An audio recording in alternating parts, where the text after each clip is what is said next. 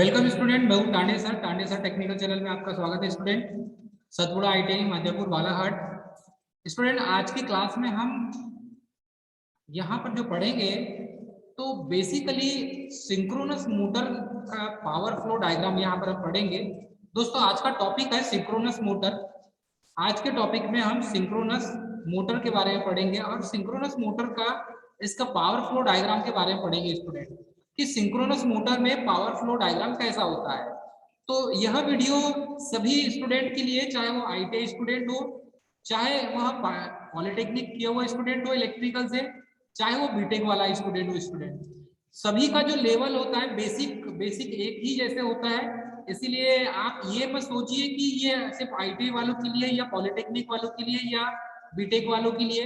Student, जो base होता है वो आईटीआई की क्लास से आपको मिलता है। मैं सभी पॉलिटेक्निक वाले स्टूडेंट से भी कहना चाहूंगा कि आपको जो बेसिक जो मिलेगा वो सिर्फ आईटीआई के बुक से ही मिलेगा। आपको यदि अपना बेस क्लियर करना है तो आपको आईटीआई की बुक से ही आपको अपना बेस क्लियर करना पड़ेगा, क्योंकि इलेक्ट्रिकल का जो क्राइटेरिया बहुत बड़ा है। जब तक आपको बेसिक नॉलेज नहीं होगा तब तक स्टूडेंट आप इस स्टेज पर नहीं पहुंच पाएंगे। ताकि मैं आपको विश्वास दिलाता हूं कि आपको बेस्ट से बेस्ट कंटेंट प्रोवाइड करूंगा मैं। क्लियर है स्टूडेंट? तो आज हम पढ़ेंगे सिंक्रोनस मोटर, और सिंक्रोनस मोटर में बेसिकली हम देखेंगे कि पावर फ्लो डायग्राम क्या होता है। तो पावर फ्लो डायग्राम को हम ब्लॉक डायग्राम के रूप में आपको रिप्रेजेंट करेंगे। दोस्तों, यदि यहाँ पर हम देखें तो कोई सिंक्रोनस मोटर है, और ये सिंक्रोनस मोटर को जब इनपुट इलेक्ट्रिकल पावर सप्लाई दिया जाता है तो सिंक्रोनस मोटर और अल्टरनेटर का जो कंस्ट्रक्शन होता है वो सेम होता है स्टूडेंट। तो जब भी हम इनपुट सप्लाई देते हैं सिंक्रोनस मोटर को तो थ्री फेज एसी सप्लाई दिया जाता है, क्योंकि सिंक्रोनस मोटर को एसी सप्लाई देंगे थ्री फेज तो उसके आर्मेचर पार्ट पर देंगे, अर्थात कि स्टेटर पार्ट पर सप्लाई देंगे। तो सिंक्रोनस मोटर के यहाँ पर जब सप्लाई देंगे तो वो स्टेटर पार्ट होगा। ध्यान दीजिएगा, वो जो पार्ट होगा वो स्टेटर पार्ट होगा। और स्टेटर पार्ट में जब आप सप्लाई देंगे तो यहाँ पर एक चीज आपको देखने मिलेगी कि यहाँ पर इनपुट इलेक्ट्रिकल पावर जब सप्लाई देते हैं तो इलेक्ट्रिकल पावर जो है स्टेटर पार्ट में देते हैं, और स्टेटर पार्ट में यहाँ पर जो वाइंडिंग की गई है वो आर्मेचर वाइंडिंग की गई स्टूडेंट। तो कृपया सभी स्टूडेंट ध्यान दें, आर्मेचर वाइंडिंग कहाँ की गई है? स्टेटर पार्ट में। क्लियर है स्टूडेंट? तो हम जब आर्मेचर वाइंडिंग करते हैं तो ये स्टेटर पार्ट में करते हैं, और आर्मेचर वाइंडिंग को हम थ्री फेज एसी सप्लाई दिया जाता है। तो three phase RYB three phase AC supply जब हम देंगे तो ये सिंक्रोनस मोटर के स्टेटर पार्ट अर्थात कि आर्मेचर वाइंडिंग को सप्लाई दिया जाएगा। Clear student? यहाँ पर हम पावर फ्लो डायग्राम के बारे में विस्तृत रूप से पढ़ रहे हैं। जब आर्मेचर वाइंडिंग को थ्री फेज एसी सप्लाई दिया जाता है तो उसके साथ में यहाँ पर इस आर्मेचर वाइंडिंग में कुछ लॉसेस होंगे जरूर। तो यहाँ पर कौन कौन से लॉसेस होंगे स्टूडेंट? तो यदि मोटर है, क्योंकि हम सिंक्रोनस मोटर के बारे में पढ़ रहे हैं, तो यहाँ पर स्टेटर पार्ट में कॉपर लॉस होगा, क्योंकि स्टेटर में अर्थात कि आर्मेचर वाइंडिंग जो कॉपर की वाइंडिंग की गई है, इन कॉपर की वाइंडिंग में भी लॉसेस होने तय हैं। तो स्टेटर पार्ट में कॉपर लॉस होगा, अर्थात कि जो आर्मेचर वाइंडिंग है इसमें कॉपर लॉस होगा स्टूडेंट। और जो आर्मेचर कोर है उसमें आयरन लॉस होगा।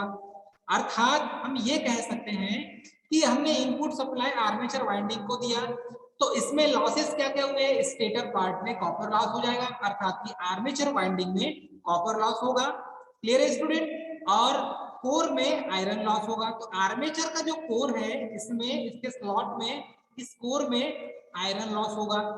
इस तरीके से जो इलेक्ट्रिकल पावर हमने इनपुट के रूप में दिया वहां से कुछ परसेंट स्टूडेंट लॉसेस के रूप में रिड्यूस हो जाएगा। और उसके बाद सेकंड जो ब्लॉक है, ये फर्स्ट ब्लॉक हो गया स्टूडेंट, ये हो गया सेकंड ब्लॉक। तो सेकंड ब्लॉक में यदि हम देखें तो सेकंड ब्लॉक में हमें ये चीज देखने मिलता है कि ये जो इलेक्ट्रिकल पावर थी अब ये मैकेनिकल पावर में डेवलप हो गई है। तो इलेक्ट्रिकल पावर जब मैकेनिकल पावर में डेवलप हो जाए तो सेकंड ब्लॉक में हमें यही चीज देखने मिलेगा कि हमने आर्मेचर वाइंडिंग को थ्री फेज एसी सप्लाई दिया था, आर्मेचर वाइंडिंग को थ्री फेज एसी सप्लाई दिया था, और सेकंड में यहाँ पर इसके स्टेटर पार्ट में कॉपर लॉस हुआ, और आयरन लॉस हुआ, इसके कारण हमें मैकेनिकल पावर डेवलप, अर्थात कि इसके रोटर पार्ट में मैकेनिकल पावर डेवलप्ड होके मिलेगा, अर्थात यहाँ पर मिलेगा यांत्रिक ऊर्जा। यहाँ पर क्या मिलेगा दोस्तों? यांत्रिक ऊर्जा। और यांत्रिक ऊर्जा किसमें मिलेगा? यहाँ पर यांत्रिक ऊर्जा हमें इसके रोटर पार्ट में प्राप्त होगा स्टूडेंट। यांत्रिक ऊर्जा इसके रोटर पार्ट में हमें प्राप्त होगा। तो ये जो यांत्रिक ऊर्जा हमें प्राप्त हुई है इसके रोटर पार्ट में प्राप्त हुई दोस्तों। तो यांत्रिक ऊर्जा जब मैकेनिकल पावर डेवलप होगा रोटर में, तो ये किसके कारण होगा? आर्मेचर वाइंडिंग के कारण ही डेवलप होगा। तो इसमें जो वोल्टेज उत्पन्न होगा दोस्तों, तो ये जो बैक ईएमएफ यहाँ पर प्राप्त होगा हमें, क्योंकि अल्टरनेटर का कंस्ट्रक्शन एंड सिंक्रोनस मोटर का कंस्ट्रक्शन स्टूडेंट एक समान होता है। अल्टरनेटर कंस्ट्रक्शन और सिंक्रोनस मोटर का कंस्ट्रक्शन एक समान होता है। तो सिंक्रोनस मोटर और अल्टरनेटर का कंस्ट्रक्शन एक समान होने के कारण यहाँ पर बैक ईएमएफ ईबी उत्पन्न होगा रोटर पावर में, अर्थात कि जो मैकेनिकल पावर डेवलप होगा उसके साथ इलेक्ट्रिकल पावर भी डेवलप होगी, अर्थात EB is EB into I A cos alpha minus five, ये बैक ईएमएफ पावर भी डेवलप होगी दोस्तों। अब जैसे जैसे हम आगे बढ़ेंगे तो रोटर जब रोटेट करेगा, जब रोटर यहाँ पर रोटेट करेगा तो फ्रिक्शन एंड विंडेज लॉस भी होगा। रोटर में फ्रिक्शन एंड विंडेज लॉस भी होगा स्टूडेंट, ये बिल्कुल सही है। जब रोटर पार्ट रोटेट करता है तो उसमें घर्षण हानि भी होती है और विंडेज लॉस भी होता है। तो friction and windage loss plus DC excitation ये भी होगा यहाँ पर। तो friction and windage loss plus DC excitation के कारण यहाँ पर कुछ लॉसेस होंगे और तब कहीं जाकर इस लॉसेस को रिड्यूस करने के बाद अर्थात हमें मैकेनिकल पावर आउटपुट के रूप में प्राप्त होगी। तो हमें आउटपुट कहां पर प्राप्त होगा? इसके शाफ्ट में प्राप्त होगा। मैकेनिकल पावर इसके शाफ्ट में, अर्थात कि इसकी जो धुरी है शाफ्ट, उसमें मैकेनिकल पावर उत्पन्न होगा, अर्थात यांत्रिक ऊर्जा यहाँ पर हमें प्राप्त होगा स्टूडेंट। क्लियर है सभी को? यांत्रिक ऊर्जा यहाँ पर प्राप्त होगा। तो हमने क्या किया, बेसिकली जो मोटर होती है वो इलेक्ट्रिकल पावर को मैकेनिकल पावर में डेवलप करती है, कन्वर्ट करती है, इलेक्ट्रिकल पावर को मैकेनिकल पावर में चेंज करती है स्टूडेंट। तो सिंक्रोनस मोटर में भी यही होगा, क्योंकि हम सिंक्रोनस मोटर का पावर फ्लो डायग्राम यहाँ पर पढ़ रहे हैं। सिंक्रोनस मोटर का पावर फ्लो डायग्राम यहाँ पर स्टूडेंट हम पढ़ रहे हैं। तो जब सिंक्रोनस मोटर का पावर फ्लो डायग्राम यहाँ पर पढ़ेंगे तो एक चीज हमें देखने मिलेगा स्टूडेंट कि जब भी ऐसा होता है, अर्थात हम ये कहेंगे कि जब भी सिंक्रोनस मोटर के बारे में पढ़ा जाए तो सिंक्रोनस मोटर के बारे में तो क्लियर है स्टूडेंट। यहाँ पर एक चीज क्लियर तो ये बनता है कि जब भी इलेक्ट्रिकल पावर को मैकेनिकल पावर में डेवलप किया जाता है, यांत्रिक ऊर्जा में डेवलप किया जाता है, तो उसके शाफ्ट पर ही प्राप्त होता है। और इसकी इफिशियंसी जो मिलेगी आपको अल्टरनेटर में और सिंक्रोनस मोटर में, यही अंतर है स्टूडेंट। अल्टरनेटर में और सिंक्रोनस मोटर में यही अंतर है कि अल्टरनेटर में हम इलेक्ट्रिकल पावर आउटपुट के रूप में प्राप्त करते हैं, इलेक्ट्रिकल पावर आउटपुट के रूप में प्राप्त करते हैं, और सिंक्रोनस मोटर में हम मैकेनिकल पावर आउटपुट के रूप में प्राप्त करते हैं, मैकेनिकल पावर आउटपुट के रूप में प्राप्त करते हैं। तो इन दोनों में यही अंतर स्टूडेंट। सिंक्रोनस मोटर की जो इफिशियंसी होगी, सिंक्रोनस मोटर की इफिशियंसी ये होगी ग्रेटर देन 95%, ग्रेटर देन 95%, अर्थात कि 95% से ज्यादा होगी। और सिंक्रोनस मोटर की जो इफिशियंसी स्टूडेंट ये ग्रेटर देन 95% होगी, अर्थात 95% से अधिक होगी स्टूडेंट। तो ये इस चीज को हमें याद रखना है, ज्यादा अच्छा होगा, क्योंकि ये एग्जाम में पूछा जाता है, कई बार एग्जाम में पूछ लिया गया है स्टूडेंट की सिंक्रोनस मोटर की इफिशियंसी कैसी होती है या कितनी होती है। तो ये बेसिक पावर फ्लो डायग्राम है और ये एग्जाम में पूछा जाता है इसके बारे में, क्योंकि यहाँ से हम इनपुट देंगे इलेक्ट्रिकल पावर, यहाँ पर हमको आउटपुट मिलेगा, लेकिन यहाँ पर लॉसेस के साथ मिलेगा, और यहाँ पर प्योर आउटपुट मिलेगा, हमें प्योर आउटपुट मिलेगा, वो भी शाफ्ट में। किस मिलेगा हमें, शाफ्ट में स्टूडेंट। तो इस पॉइंट को नोट करना है, सभी को याद रखना है स्टूडेंट। चलिए, क्योंकि क्वेश्चन जो न्यूमेरिकल क्वेश्चन बनते हैं यहीं से बनते हैं। अब देखेंगे condition for different excitation. Condition for different excitation दोस्तों, अलग अलग एक्साइटेशन में सिंक्रोनस मोटर अलग अलग वर्क करती है।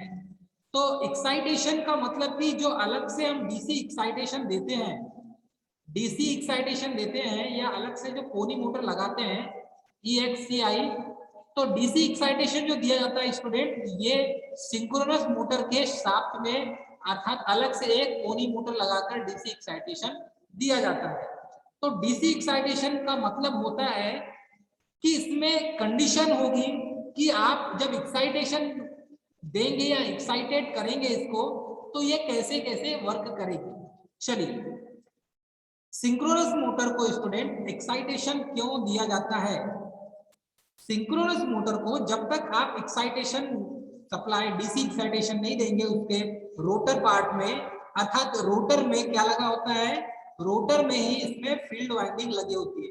रोटर में फील्ड वाइंडिंग लगी होती है और फील्ड वाइंडिंग में ही हम डीसी एक्साइटेशन देते हैं स्टूडेंट, तब ही अल्टरनेटर में भी इलेक्ट्रिसिटी प्रोड्यूस होता है। जब तक हम अलग से कोई कोनी मोटर से अर्थात कोई डीसी मोटर का यूज नहीं करेंगे, तब तक सिंक्रोनस मोटर का रोटर सिंक्रोनस स्पीड पर रोटेट नहीं करेगा। क्लियर है स्टूडेंट?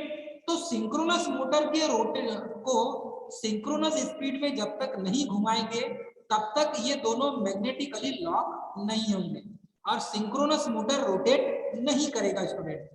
तो बेसिक फंडा तो यही है कि जब तक सिंक्रोनस मोटर के रोटर को सिंक्रोनस स्पीड में नहीं घुमाएंगे तब तक स्टेटर पार्ट और रोटर पार्ट के पोल दोनों मैग्नेटिकली लॉक नहीं होंगे स्टूडेंट। तो इस चीज को हमें याद रखना है, स्टेटर पार्ट और रोटर पार्ट के दोनों पोल जब तक मैग्नेटिकली लॉक होंगे तभी वो सिंक्रोनस स्पीड पर रोटेट होगा। तो यहाँ पर यही चीज देखेंगे स्टूडेंट हम कि सिंक्रोनस मोटर को जब रोटेट किया जाता है तो कंडीशन फॉर डिफरेंट एक्साइटेशन, अलग अलग एक्साइटेशन में सिंक्रोनस मोटर अलग अलग वर्क करती है। सबसे पहले देखेंगे नॉर्मल एक्साइटेशन। नॉर्मल एक्साइटेशन को ही हम 100% एक्साइटेशन कहा जाता है, अर्थात हम इसको 100% उत्तेजित करेंगे।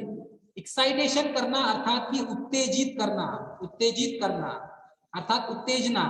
तो उत्तेजित करने का मतलब यह होता है कि हम यहाँ पर फील्ड वाइंडिंग को उत्तेजित करते हैं, अर्थात 100% एक्साइटेशन करते हैं, फील्ड वाइंडिंग को 100% उत्तेजित करते हैं स्टूडेंट, तब कहीं जाकर यहाँ पर सिंक्रोनस मोटर रोटेट करती है। तो इसमें नॉर्मल एक्साइटेशन का मतलब होता है सामान्य उत्तेजना या सामान्य उत्तेजित करना। उत्तेजित किसको कर रहे हैं हम यहाँ पर? फील्ड वाइंडिंग को उत्तेजित कर रहे हैं स्टूडेंट। तो यहाँ पर जब फील्ड वाइंडिंग को उत्तेजित करेंगे तो ये 100% एक्साइटेशन कहलाएगा। इस कंडीशन में बैक ईएमएफ सप्लाई वोल्टेज के बराबर होगा। दोस्तों ये ऑब्जेक्टिव क्वेश्चन के रूप में एग्जाम में कई बार पूछा गया है। नॉर्मल एक्साइटेशन की कंडीशन 100% एक्साइटेशन कंडीशन कहलाती है। इसमें बैक ईएमएफ अर्थात कि सिंक्रोनस मोटर में जो बैक ईएमएफ उत्पन्न होगा यही सप्लाई वोल्टेज के बराबर होगा, अर्थात सप्लाई वोल्टेज में यदि आपने 200 वोल्ट दिया है तो सिंक्रोनस मोटर में बैक ईएमएफ भी 200 वोल्ट ही उत्पन्न होगा। क्लियर है स्टूडेंट? और पावर फैक्टर क्या होगा? इसमें लैगिंग होगा, अर्थात कि ये जो पावर फैक्टर है, लैगिंग का मतलब होता है पश्चगामी, पश्चगामी पावर फैक्टर। क्लियर है स्टूडेंट? पश्चगामी पावर फैक्टर होगा। तो दो चीज आपको याद रखना है नॉर्मल एक्साइटेशन के बारे में, अर्थात कि सामान्य उत्तेजित अवस्था सिंक्रोनस मोटर के लिए तुल्यकाली मोटर जो है जिसे सिंक्रोनस मोटर कहा जाता है, अर्थात तुल्यकाली मोटर। तो तुल्यकाली मोटर में या सिंक्रोनस मोटर में जब 100% उत्तेजना होती है उसके फील्ड वाइंडिंग को, तो उसमें बैक ईएमएफ का वोल्टेज और सप्लाई वोल्टेज दोनों सामान्यतः बराबर होते हैं। और इसमें power factor lagging power factor होता है, अर्थात कि पश्चगामी शक्ति गुणांक, पश्चगामी शक्ति गुणांक दोस्तों। तो इस तरीके से आप इसे याद रखेंगे। क्लियर है स्टूडेंट? नेक्स्ट पॉइंट देखेंगे अंडर एक्साइटेशन। नेक्स्ट पॉइंट है अंडर एक्साइटेशन। तो अंडर एक्साइटेशन का मतलब होता है कि सप्लाई वोल्टेज से कम बैक ईएमएफ का उत्पन्न होना। अंडर एक्साइटेशन का मतलब है कि जो एक्साइटेशन अवस्था है वो बैक ईएमएफ सप्लाई वोल्टेज से कम होना। जैसे कि आप इसमें क्या हो जाएगा, back EMF is less than supply voltage, अर्थात कि बैक ईएमएफ सप्लाई वोल्टेज से कम होगा, क्योंकि ये लैग की बात कर रहा है तो बैक ईएमएफ सप्लाई वोल्टेज से कम होगा। अर्थात ये कह सकते हैं कि आपने सप्लाई वोल्टेज सिंक्रोनस मोटर को, तुल्यकाली मोटर को आपने सप्लाई 200 वोल्ट दिया, इनपुट आपने कितना दिया 200 वोल्ट दिया, और उसमें बैक ईएमएफ कितना उत्पन्न हुआ 150 वोल्ट।